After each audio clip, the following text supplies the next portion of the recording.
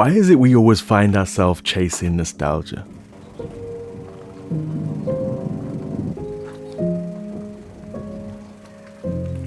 I've always found it odd when we as human beings look back in time and reminisce, trying to hunt that fun moment. Because in the moment, we seem not to care. But years later, all we seem to want to do is relive a certain memory or feeling. But as I age myself, I've come to appreciate this ideal.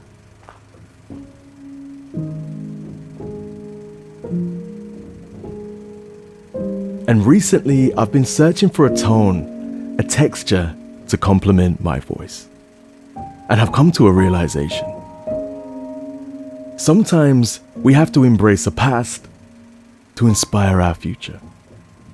So allow me to introduce you to the V11 by Jay-Z microphones.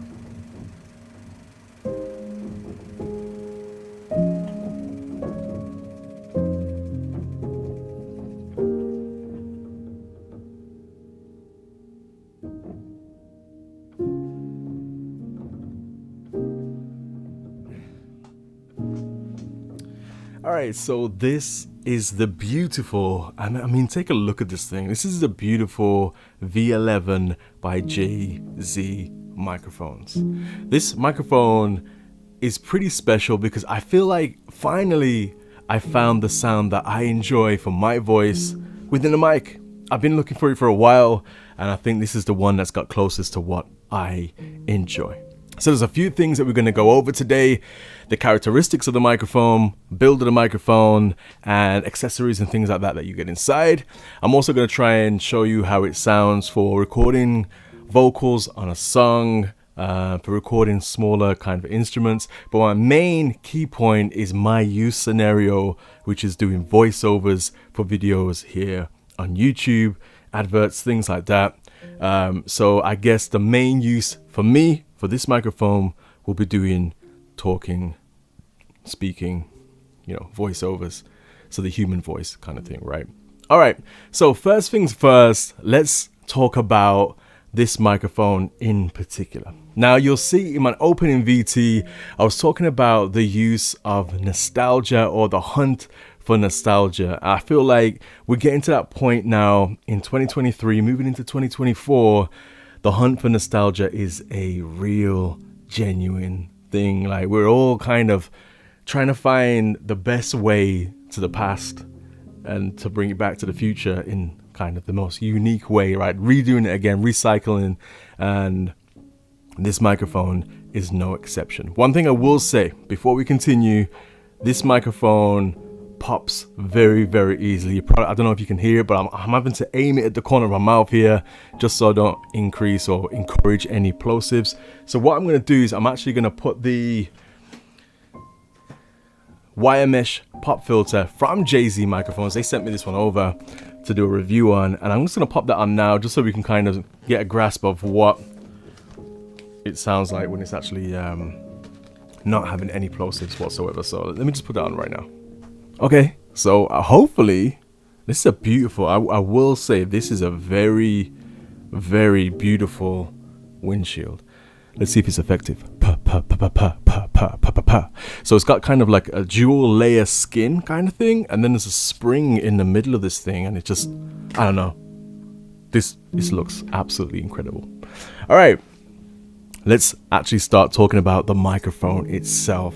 This microphone is engineered for that vintage sound. It's not a microphone that stumbled across it. This is a microphone whose identity is meant to be with inside of that warm, cozy, thick vintage sound that we're kind of used to from the golden age of recording.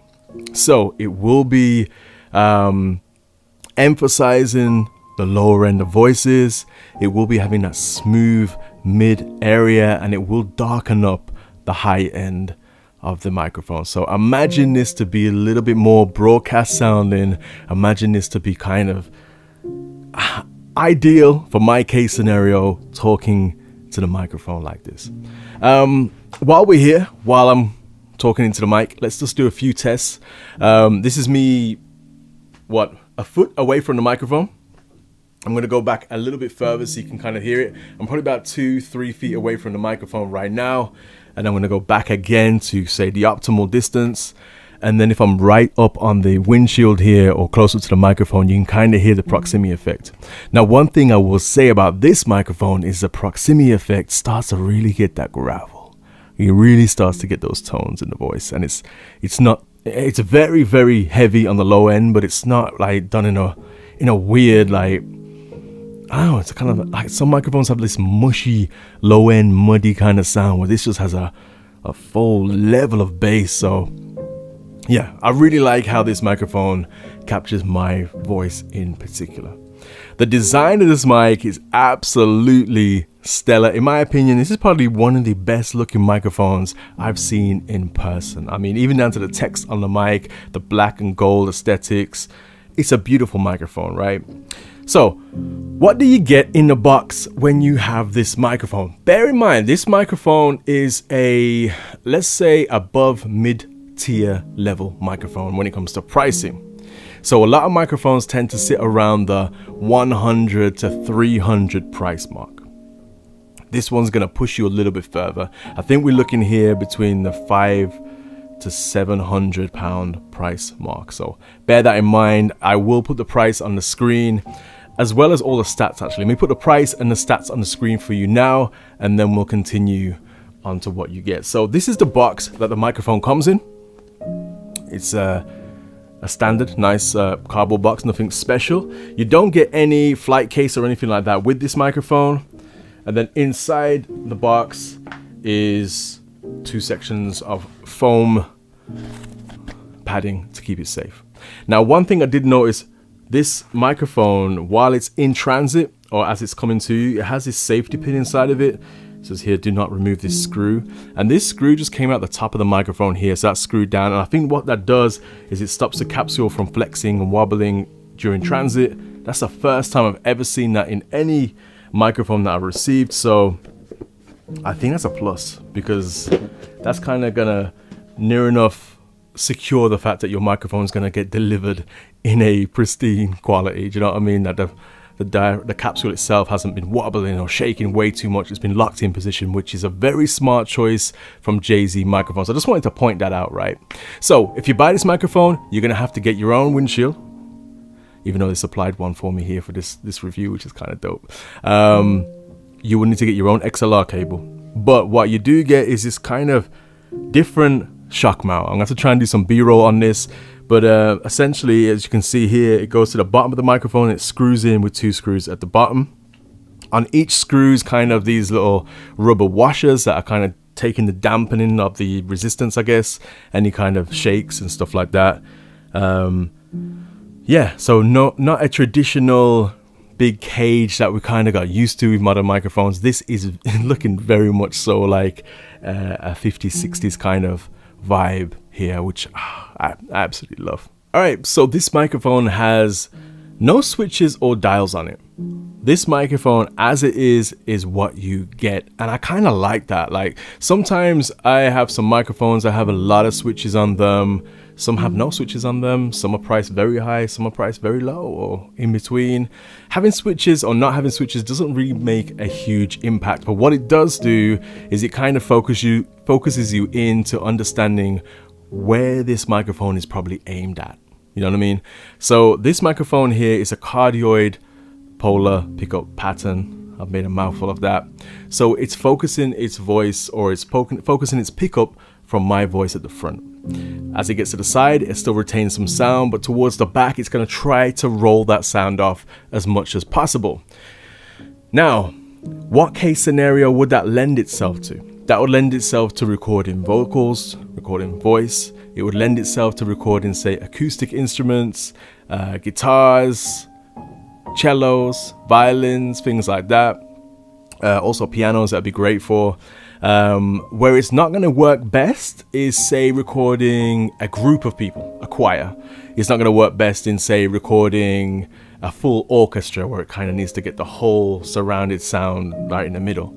But yeah, for what it's for, and I think because of the tuning of this microphone, it makes sense that it's breathing a life it's breathing an essence and a low end essence and a warmth into certain things. So you probably wouldn't want that on an orchestral recording. It might sound pretty cool on a choral or a choir kind of thing, but I suppose at that point you can get multiple ones of these microphones. But let's just test the rejection of this microphone then, because one thing I've noticed, I've got a big light here in front of me and it's a loud light. I'm not sure if you guys can hear that. Let me just stay silent for a second. I'm looking over here on the levels on my camera here, and I'm not seeing anything pop up from that. So I think the roll off is pretty nice behind. As a disclaimer, you are going directly from the microphone into my Volt 1, and then from the Volt 1 you're going directly into my camera. You might be wondering, how the heck have you done that? Well, I'm using a cable from the headphone part of the Volt 1 into the microphone part of the Lumix S5. So there may be inside of that a bit loss in volume, which I've picked back up. But then when you pick it back up inside camera, imagine there's going to be a little bit of gain added, or a little bit of noise added from the gain inside the camera. So bear that in mind. If you do hear some little bit of noise, a little bit of sizzle, it's probably from going into the camera. All right, so here's me talking directly into the front of the microphone, not the corner of my voice. I'm going directly into the front of the microphone here. I'm gonna now move over to the side. So I'm on the left side of the microphone, away from the pot shield here. And now I'm talking into the back of the microphone, breaking my neck kind of being twisted around here. So that's the back of the microphone. I'm back around to the side of the microphone, and now I'm back around to the front of the microphone. And that's kind of its rejection. What do you think of this sound personally? Like, for me, I can't get enough of it. It's addictive to listen to. I literally, when I first got the microphone, I sat down with a pair of headphones on, and I was just like, wow, I'm starting to hear textures to my voice that I haven't heard on other microphones. Just, it's grabbing that low end. It's so nice. And I feel like the closer you get to the microphone as well, the more like detailed it becomes. And it's just, it's a real nice sounding microphone. I suppose what we can do at this point is we can kind of do a palette test kind of thing. I stole that from Podcastage. So what he'll do is he'll compare this microphone with some other microphones to kind of let you know how this sounds against other microphones, right? I don't really have any other microphones in my house right now, which is exactly the same price point, okay? So all I can do is test against microphones that I have, and microphones that I enjoy using, I guess, right? Please forgive me, I'm holding it handheld just because I can't be bothered to keep changing the setup here. All right, so you're listening to the microphone I've had a love affair for a very long time with. It's the SE2300 by SE Electronics. Beautiful sounding microphone, very modern in its tone, I will say, but at the same time, very, very neutral. I feel like it gives me a true representation of my voice. It doesn't hype anything, but at the same time, it does have a little bit more of a curve towards the high end. It's picking up that sizzle, so a sexy sounding microphone. So it's picking a bit more of those S's. You'll probably hear that. It's got a bit more of a hyper tone to it.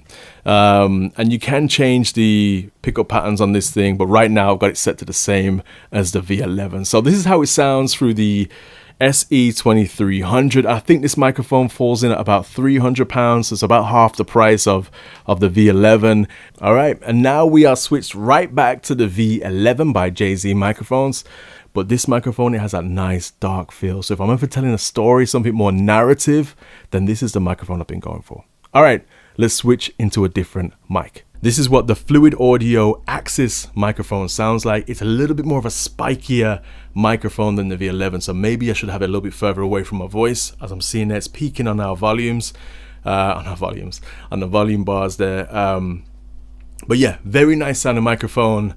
It's got a nice modern, but yet kind of an 80s sound to it. So I'll kind of throw, I mean, even the look of this thing, it looks very 80s when you look at it, like the color, it looks like it's fresh off a DeLorean or something like that.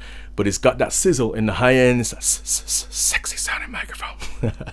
But it's also got that low end and the mid. It's very, very smooth. It gives you that kind of hyper, nice punch to your voice. It's got a reminiscent sound of a U87. But yeah, I think for the price point, this microphone here is a fantastic buy. So if you're looking for a microphone that has a nice, beautiful sound to it, maybe check out the Fluid Axis, and you haven't got a great budget, great mic. But once again, it's kind of got that more modern sound to it. It kind of, if you kind of want to go for 80s music, go for this one. I think if you want to go for music even further back, you're going for that Lana Del Rey, you're going for that Adele or something like that, then this microphone, woo, I think it's perfect for that scenario. But if you're kind of trying to drop some Phil Collins stuff, which I'm trying to do sometimes nowadays, this microphone is actually a really good choice. If you're going for like modern hip hop stuff like that, then the SE that I had previously is a good one. It cuts through the mix really sharp and stuff like that. All right, so let's switch back over to the V11. All right, and now we're back on the V11 by Jay-Z microphones. Now, I'm not being biased in any which way, but oh my goodness, how good does this microphone sound like? So, I mean, it's just like, it's hard to explain until you get microphones in front of you. I'm not sure how YouTube is depicting this out to you guys, but you can hear it straight away. When you put on a pair of headphones and you put your voice in front of a microphone that one suits your voice, a microphone that is more expensive, the components inside are more expensive, it's engineered in a better way, you kind of hear that sound instantly. Like you hear it straight away. And I'm hearing it on this microphone and it sounds delicious. Let's go from a premium microphone to a super budget microphone so you can hear a true difference. This is the microphone I actually recorded a lot of my old YouTube videos with. A lot of my voiceovers when I first started this channel was done on this particular microphone. When I'm gaming online actually and I'm going through like my Discord, I tend to use this microphone because you know when you rage quit and you just, let's not go there. This thing can take a beating. It's one of those microphones that I've made to take a beating. All right, let's not beat around the bush. It's a knockoff of obviously the SM58. This is a Behringer microphone. It's the Ultra Voice XM8500, so 8500. What did you think of this, of the sound? £20 microphone. I don't even know what fraction that is off the cost of this microphone, but trust me, you can buy a lot of these for the price of one of these. But to me, this sounds a lot than what this one does. You know what I mean? So, yeah, it is what it is. Yeah, I guess let's go back to the V11. All right, sorry, before we record the instruments, I just want to say one thing, right? I just played back the recording of the little dynamic microphone I was using. Now, although the levels on the camera were saying that we had the same amount of volume, literally identical. I've tried to keep every single microphone to the exact same markings on the volume gauge here on the camera. It sounded so quiet. And it's just like, hold on. Why would that be the case? How is it still reaching the decibel levels but sounding so weak? And I'm thinking that's just down to obviously how the frequencies, the body of the actual microphone sounds.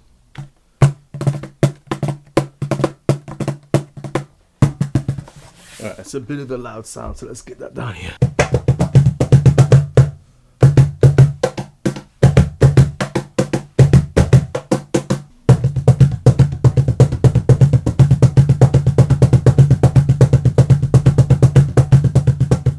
Alright, so we have this little instrument here, right? This is the kalimba or whatever it is. I think that's the name of it. I don't know. I'm going to play this in the most abstract, in the most weirdest, peculiarest way, just because I don't want to set the microphone up in loads of different positions.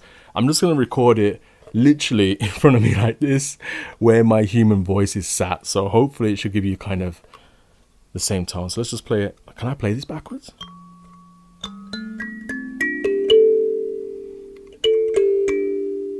Okay, right then, I'm going to attempt to play this backwards in front of the microphone so we can pick up all the different tones.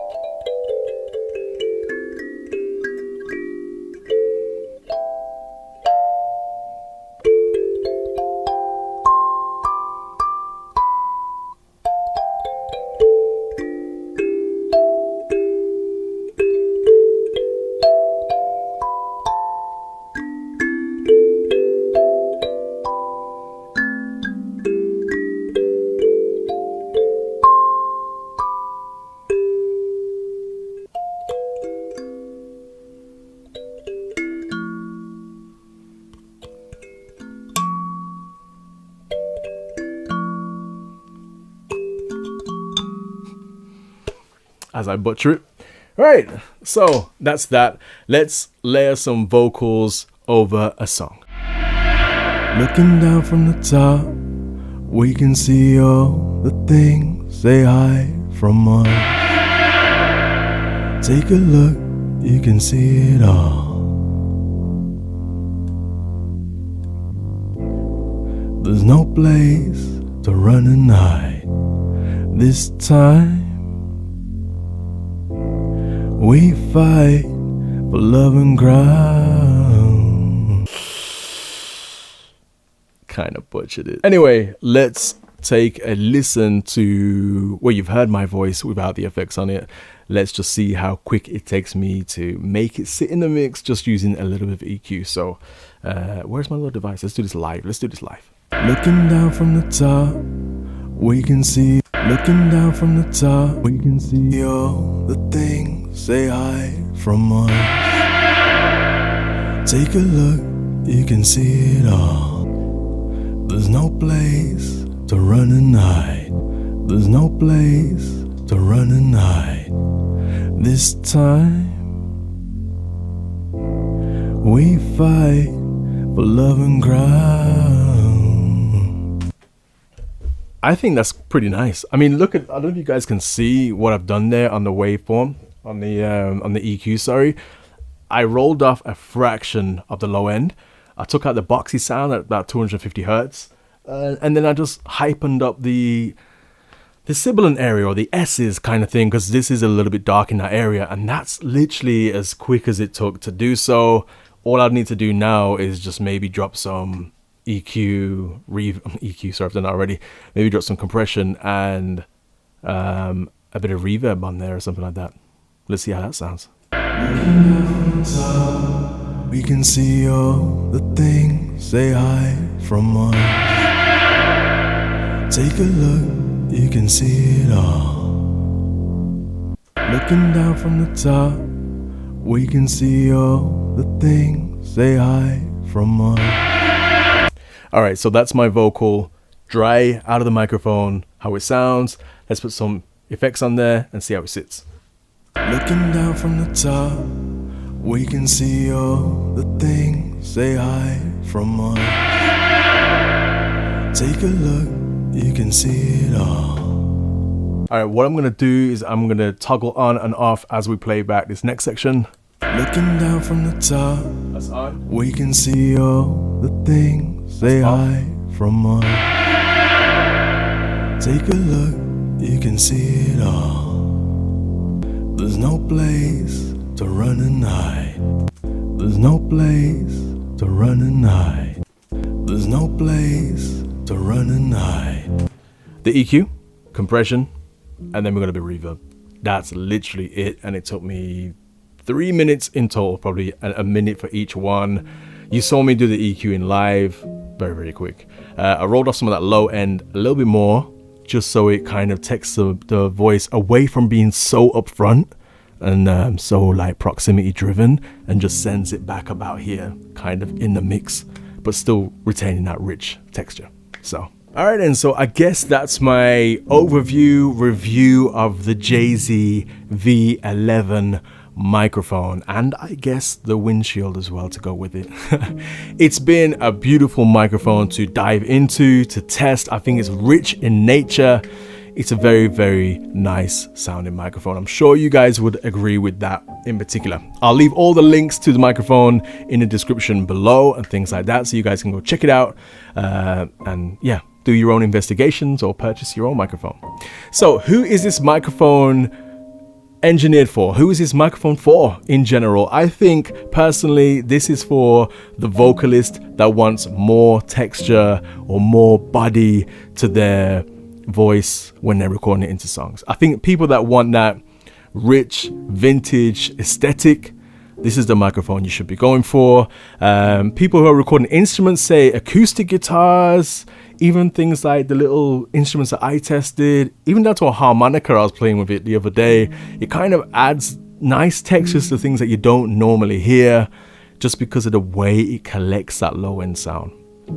So yeah, if you're looking for something like that, if you have a weaker voice, if your voice doesn't retain a lot of low end in it, this microphone will bring out what you kind of already have and emphasize it in a dramatic way. So yeah, really enjoy this microphone. I think it's absolutely fantastic. And Jay-Z microphones, if you are watching this video and you want to send anything else out for me to do a little review on, I'll be happy to do so. Stay tuned on the channel, subscribe if you haven't already, because I'm going to be testing this microphone against obviously other microphones, doing comparisons and things like that. But I'm going to be recording a song using this microphone very soon. I think it's going to be quite fun. So I'm just going to show you exactly all the behind the scenes of doing that. And I've got also a few other videos coming up where I put this in use for voiceover, talking heads, stuff like that. So stay tuned. If you're interested in this microphone or any other microphone that I've looked on the channel in recent weeks, then hit subscribe and hit like, leave a comment if you just want to have a chat down below, and I will catch you in the next video. I'm sure this microphone has somehow shrunk. No, I'm sat on a drum. All right, peace.